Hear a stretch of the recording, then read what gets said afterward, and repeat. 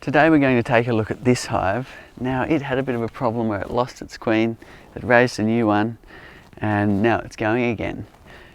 But today we're going to discuss the topic of honey-bound brood. So if you've got any questions about honey-bound brood, or you want to tell me what you do in your situation if you have a whole lot of honey in your brood box and not much space for the queen to lay eggs, then put that in the comments also. There's no one right answer to this question, but the question is what to do if you find your brood box is mainly full of honey and only a very small brood nest. So we're going to take the hive apart, have a look, see if that might be going on in this hive, and discuss that topic. So questions below and we'll answer them as we go. So first thing, remember to put my bee suit on properly.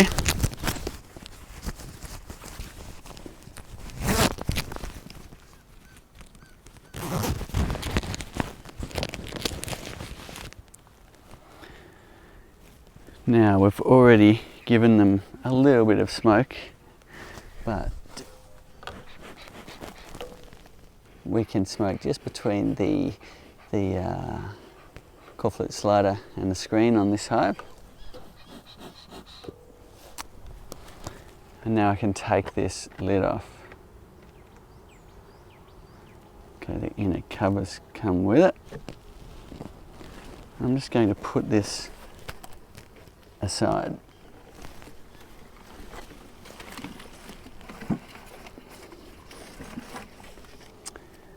Okay, next I'm going to get my hive tool and lever off the honey super. So that means coming down here and getting the tool in between these two boxes. Now sometimes the excluder will want to stick to the top box and sometimes the bottom. I'm going to go above the excluder and see if we can get it to stick to the top. So just putting the tool in, levering it, and go around to the next corner, do the same. Okay, now that box should come off. It's not too much honey in it at all, so that's quite easy to lift. If you find it's heavy, get some help, save your back. Okay, now off comes the excluder. Now when you do this, I'm just going to peel it off nice and slow. These bees are getting a little bit antsy already because it's a grey, rainy day. So I might just add a bit more smoke. See if we can get a nice friendly colony to work with today. So if you see them just going straight for you, add a bit more smoke.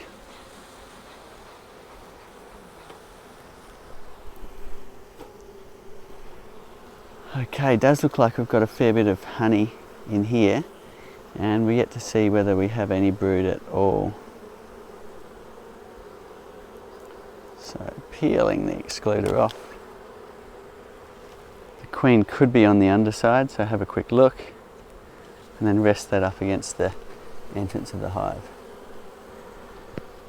Now let's have a look at a frame to take out first. So I'm looking for one that's not too connected.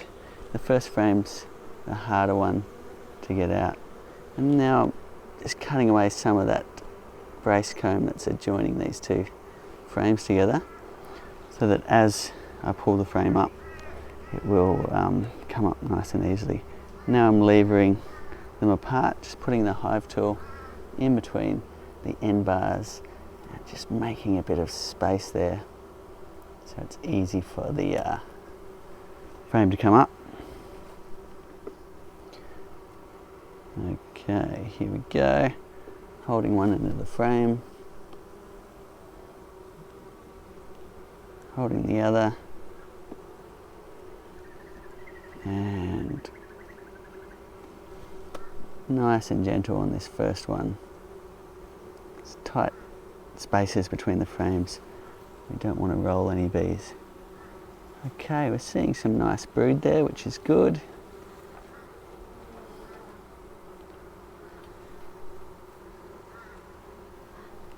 can see here the capping, which is a little bit less see-through compared to the honey here. So there's the worker brood, and there's the honey.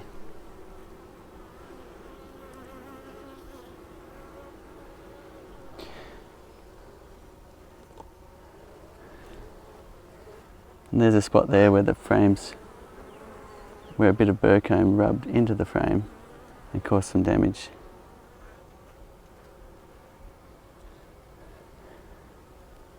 Having a quick look for the queen. I'm going to put this frame just up against the edge of the hive so the queen could crawl back into the hive if she needed to, if she doesn't fly when she's in egg laying mode. Okay, so honey-bound brood, before you decide to do anything, you need to consider your seasonality. So typically there's a few things you could do to free up some space in the brood nest. Now, beekeepers will often do that in spring as spring management to prevent your hive from swarming, because if this is full of honey and there's no space to lay eggs, that's one of the triggers for a hive to swarm. So typically what beekeepers do would be to take out some edge frames that are honey and put in a brand new frame for the bees to then draw and store and start laying eggs on. So you generally do that in positions about here and here, leaving the bulk of the brood nest intact in the middle, especially if you've got some cold times coming up. Now, this time of year, we're in our autumn, and would you take out some of the honey, or would you leave it for the bees? Now, in our climate, we can take honey out at any time because we don't really have a long cold winter. We get good flowers through the winter. However, in other areas where you've got a long cold winter coming, then you may decide to just leave all the honey in the box and not disturb the brood nest. Feed them if you need to get some honey stores going in a second box prior to winter. Or you may well decide that the season is such that the bees can handle it. You're taking some honey away and you want to free up some space for your bees for the queen to lay some eggs. So it's a beautiful thing looking in at the brood nest. So what I'm going to do is have a look at one of these outer frames here and see if we've got all honey. So typically, if you wanted to free up some space in the brood nest, you would take a honey frame from the edge. So let's say we'd take this frame out, assuming it's all honey, and then put a brand new frame in this position here, opening up the brood nest for the queen to lay some more eggs. Now, the question is what to do with the honey frame. So if you've got a second brood box, you could then, that's the same size frames, you could then swap some of these frames for ones up higher that had space for egg laying. If you don't have a second box, then you can either take that honey frame out. Let's have a look. So that one doesn't have any, it's mostly pollen, that one. Isn't that beautiful pollen? You have a look in here, you get to see all the colours of the pollen that they're fermenting into bee bread. You can see it on their legs there. There's oranges and whites and yellows. And there's some fresh pollen just dumped into this one. You can see some pollen balls that have just been put right in that cell there. It's a beautiful thing. There's a few people saying that it's a bit blurry. Okay, I wonder why that is.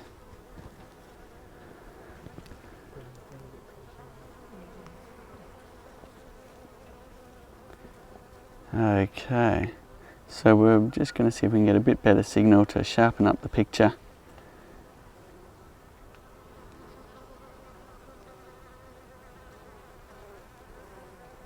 And on this other side, we haven't got anything at all. It's pretty much dry. So this hive isn't honey bound. There's nothing we need to do. There's actually plenty of space for the bees to keep laying eggs. But if you were finding that these outer couple of frames were all honey on both sides, so half the hive was all honey, you might decide to open up some space for the queen to lay eggs. Now, as said, to do that, you would take one of the honey frames from the edge.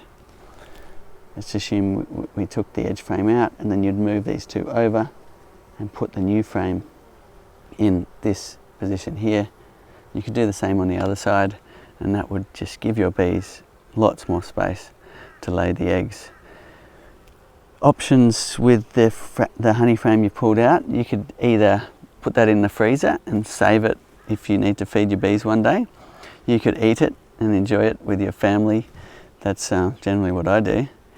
Or if the frame you pull out happens to have a little bit of brood on it. Sometimes when you're doing spring management, you pull out an edge frame and you're wanting to free up some space in the brood nest, and it has a little bit of brood on it that you want to let hatch. Now, you don't want to take that out of the hive because that brood will then die. So one option, if you don't have a second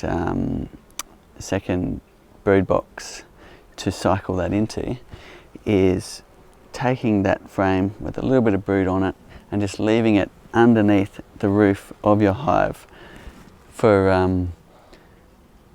you'd only do that if the brood was capped. So therefore the maximum time you'd need to wait would be 11 days for any of those baby bees to hatch out of the comb, and then you could remove that from underneath the inner cover. So let's just have a look at that. So what I'm talking about, and I'll just take that inner cover out there,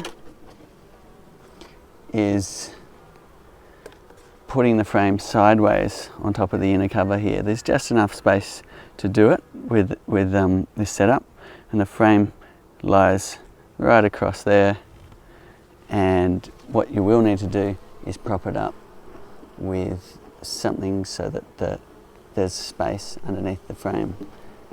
If we just take a look at that. So there it is there. This is an extreme example. You probably wouldn't do it with this much brood. But if you had brood on a frame, and the frame was nice and sturdy, you could then lay that frame on the side like that. And you'd need to find a little chock there to give some space for the bees to come up underneath. And you can put your lid back over the top, and that'll give any remaining brood just a chance to hatch before you take that frame out. And then you can cycle the frame away. Now, if you forget and leave the frame there, like I've done many times, look at that, the nectar in the cells dribbling out. If you forget and leave it there, the bees actually continue to use the frame as normal, but on their side, and they actually put honey in the cells. The queen's not up in this area, so they actually put honey in the cells, and they manage to keep it in the cells even though the cells are facing downwards, which is pretty amazing. Any questions? We do have some questions coming in. So there is a lot of ant issues when you're beekeeping in the Philippines. What do you suggest? Okay, beekeeping in the Philippines. Nice, a very tropical climate there. I've done some work in the Philippines. Ants can be annoying, but they don't actually harm your hive. It's just more of a cosmetic issue. They get in behind the inner covers, and they get in here, and they take an opportunity of licking a bit of honey from the back here if they can get any. So it's just more of an annoying thing for us. So there's a few things you can do. If the ant problem isn't too bad, you can dust some cinnamon powder in behind the cover, and that will be a deterrent. It won't make the problem completely go away, but it could deter them and fix your problem. The next thing to do is actually create an ant barrier. Now, to do that, if you've got our flow hive too, you could put little cups under the legs and fill that full of water, and those so this smoke is just smoking me out here. And what will happen is the ants won't be able to get through that water moat. But better still, I think, is to use some grease. So you can, if you've got a stand that's got legs, or you've got a flow hive too, you can put a little bit of grease on that the leg, and the ants will have trouble walking over that grease. Of course, if you're going to create an ant barrier, then you'll need to get away any foliage that's touching the hive, because the ants will find their pathway through the foliage and on to your hive anyway. Keep the questions coming. John has some mould on his flow frames. What's the best way to clean these? Okay, mould on flow frames. So generally that happens if you've left it out away from the hive where the bees haven't been able to service it, or if your colony is very weak and there hasn't been any activity of the bees servicing those frames. To clean it, I would recommend just using hot water. So just get the hot tap from your laundry and give it a good wash, and then put it back in the hive, and the bees will do the rest of the work for you. Chuck's saying, would you consider adding a medium or another deep box? Yeah, many people consider adding another deep or a medium to their hive, especially in areas where there's a long cold winter and you need to store more honey for the bees to survive that time. Here, we don't need to.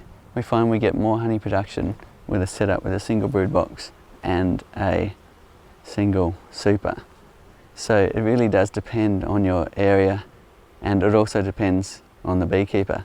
I've been down in Tasmania, which is the most southern part here in Australia, and I've had one commercial beekeeper swear that if you don't have 2 10-frame brood boxes, your bees will not survive the winter.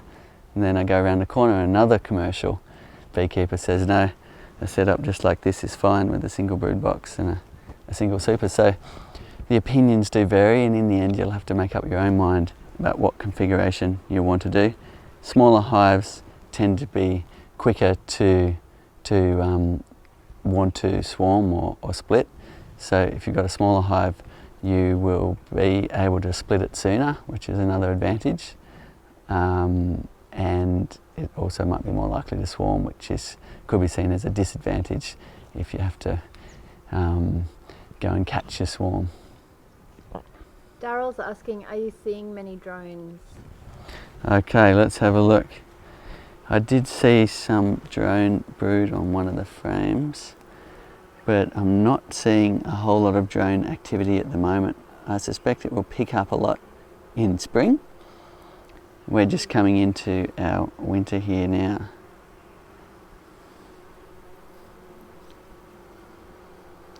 Okay, looking around here, Daryl, and you're quite right, you've picked it up. There's not a whole lot of drone activity at the moment.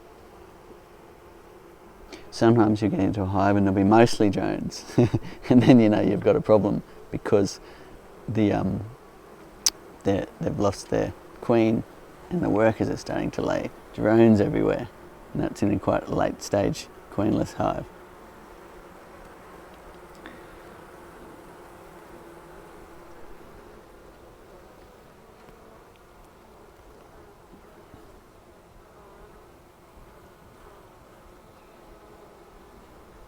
Look at that, it's a beautiful thing, just looking and watching the bees. So drones are around a body shape, a bit bigger, with a lot bigger eyes. And I'm not seeing any on this frame. They're the male bees who don't actually do any work around the hive. And they basically hope to mate with the queen one day, and they take off on flights and hang out in drone congregation areas up in the air with a lot of drones from a lot of hives waiting for the queen, for a queen to fly past. And that's how they share their genetic diversity, because the queen doesn't mate with males from this hive, mates from males from a lot of hives, and she might mate with up to 15 drones on the wing. And they all, after mating, they get their genitals ripped off and fall to their death, which is quite a, I'm glad that doesn't happen to me.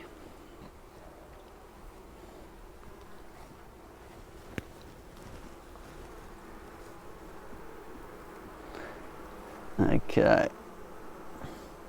Keep the questions coming in. If you've got any questions about, today we're covered when your brood nest is full of honey, it gets called honey bound, what to do if anything, and the things you need to consider what's ahead in your season. You don't want to be taking honey away from your hive if the bees need it for the coming winter, if you've got a winter in your area with not much flowers. So consider that before you start taking honey away. But if your hive is honey bound, the things you can do is take out some honey frames from the edge. You might choose to take the 2 edge ones, either move them to another box if you've got one, eat them, put them in the freezer and replace it with 2 fresh frames for the bees to draw and lay their eggs on. Brooke would like to know, how do you eat the honey that you've removed?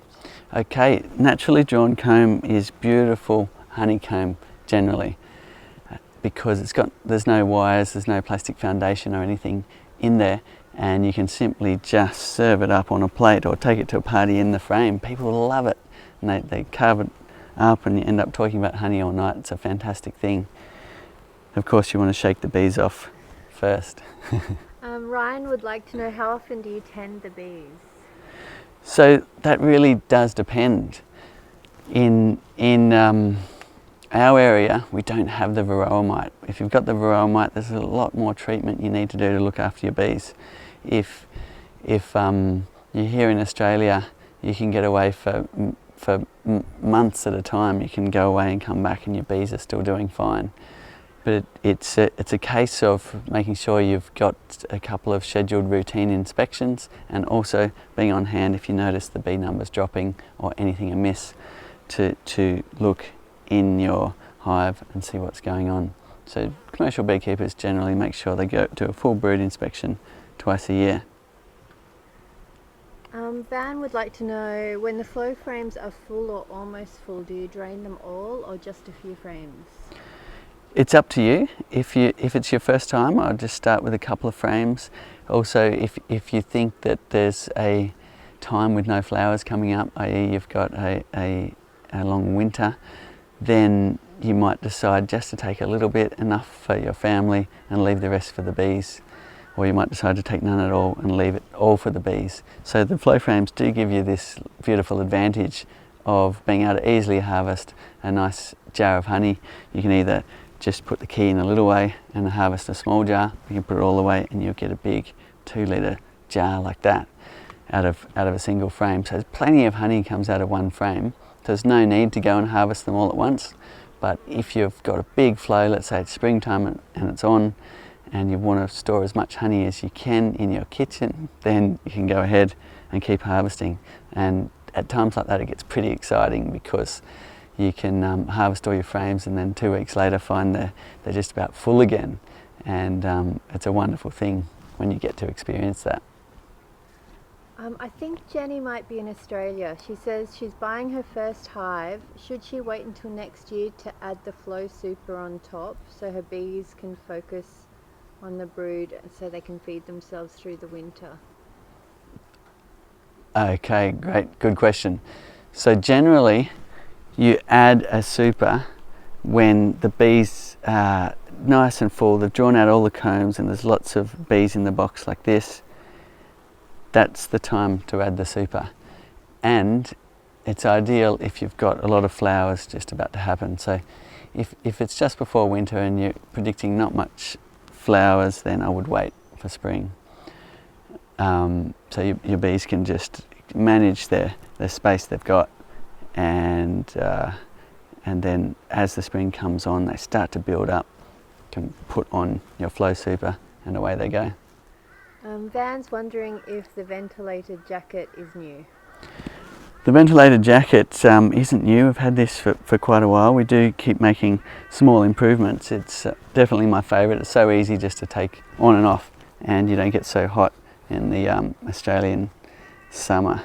And it's a bit unnerving at first because the wind blows straight through it and you're like, hang on, I haven't got my bee suit on. Oh yes I do. But you get used to it after a while, and it's pretty hard to go back to a conventional bee suit with no ventilation. Chuck's asking, can you add a second flow super on top of an existing one if you won't be able to harvest straight away during a strong honey flow? Absolutely.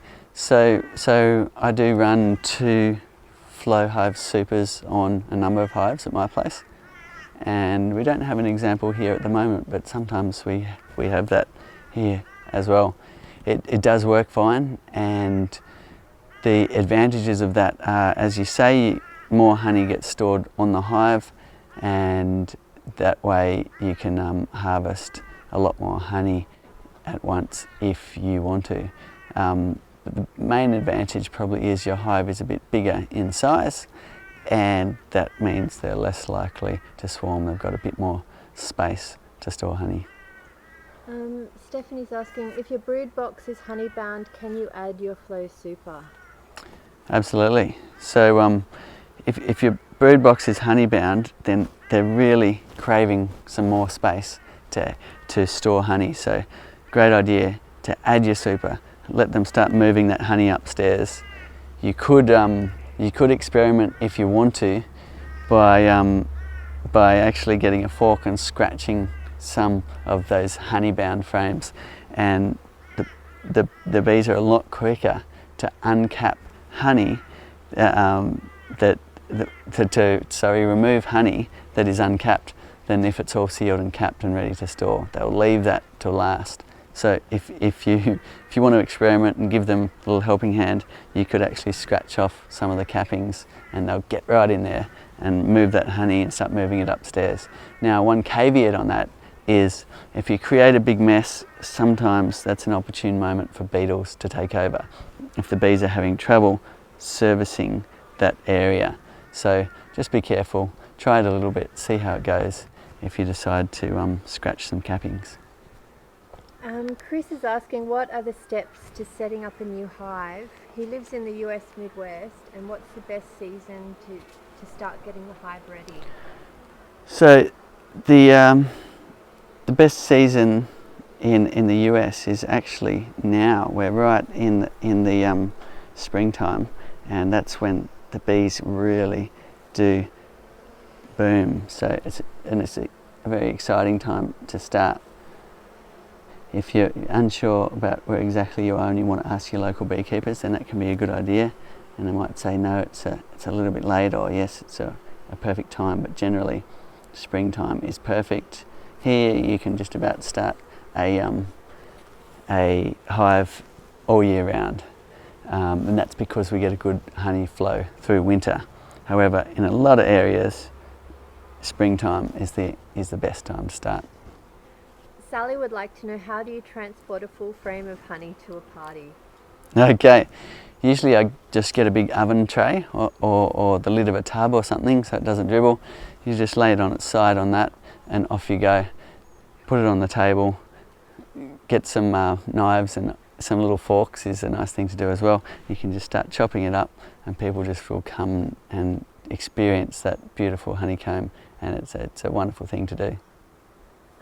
How do you know when the honey in a flow frame is ready to harvest? So honey in a flow frame is ready to harvest when you can see it in the window. My dad and I designed the flow frames so that you could get a really good idea of what's going on inside the hive and actually see the cappings on the cells and know that that honey is ready, the water content's low enough and it's ready to harvest. So generally that works quite well. If you're looking in the side windows and the rear window of the hive, you can get a good idea of how well capped the frames are. Now, beekeepers usually will take a honey frame in a commercial environment if it is 70% capped. So it doesn't have to be 100% capped, but as long as it's mostly capped, you'll get some good honey that will store on the shelf. Mackenzie is asking, do the frames have to be full to add the flow super? it's best to wait till these frames are fully drawn and that they're using them all before adding the flow super. Reason being is it's nice to size the hive for the colony. So if you have a situation where there's a whole lot of space in the hive and not enough bees to really look after all of that space at once, that's when you can get pest issues like hive beetles and so on. Having said that, hive beetles won't damage the flow frames, and you can put it on if you wish and you're in a warm climate. You can just put it on and wait, but you'll be waiting longer and you might get impatient and get it on the phone to us. So better idea, wait till they're full, and it'll be much quicker for them to start storing honey in your flow frames. Thank you very much for watching, and tune in again same time next week and we'll have something interesting to discuss and talk about. Thank you so much for your input. Also let us know what you'd like us to talk about next week.